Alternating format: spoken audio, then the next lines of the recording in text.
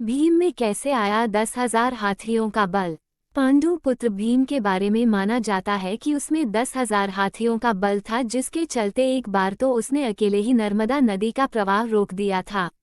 लेकिन भीम में ये 10,000 हाथियों का बल आया कैसे, इसकी कहानी बड़ी ही रोचक है। कौरवों का जन्म हस्तिनापुर में हुआ था, जबकि पांचों पांडवों का जन्म वन में हुआ था। पांडवों के जन्म के कुछ वर्ष पश्चात पांडु का निधन हो गया। पांडु की मृत्यु के बाद वन में रहने वाले साधुओं ने विचार किया कि पांडु के पुत्रों, अस्थि तथा पत्नी को हस्तिनापुर भेज देना ही उचित है। इस प्रकार समस्त ऋषिगण हस्तिनापुर आए और उन्होंने पांडु पुत्रों के जन्म और पांडु की मृत्यु के संबंध में पूरी बात भीष्म, धृतराष्ट्र आदि को बताई। भीष्म को जब ये बात पता चली तो उन्होंने कुंती सहित पांचों पांडवों को हस्तिनापुर बुला लिया। हस्तिनापुर में आने के बाद पांडवों के वैदिक संस्कार संपन्न हुए। पांडव तथा कौरव साथ ही खेलने लगे। दौड़ने में, निशाना लगाने तथा कुश्ती आदि सभी खेलों में भीम सभी धृतराष्ट्र पुत्रों को हरा देते थे। भीमसेन कौरवों से होड़ के कारण ही ऐसा करते थे, लेकिन उनके मन में कोई वैर भाव नहीं था। परंतु दुर्योधन के मन में भीमसेन के प्रति दुर्भावना पैदा हो गई। तब उसने उचित अवसर मिलते ही भीम को मारने का विचार किया। दुर्योधन ने एक बार खेलने के लिए गंगा तट पर शिविर लगवाया। उस स्थान का नाम रखा उत्क्रीडन।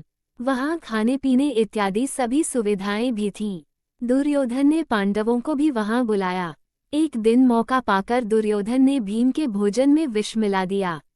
विष के असर से जब भीम अचेत हो गए तो दुर्योधन ने शासन के साथ मिलकर उसे गंगा में डाल दिया। भीम इसी अवस्था में नागलोक पहुंच गए।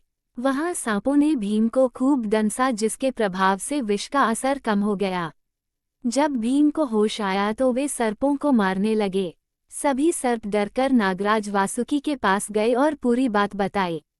तब वासुकी स्वयं भीमसेन के पास गए।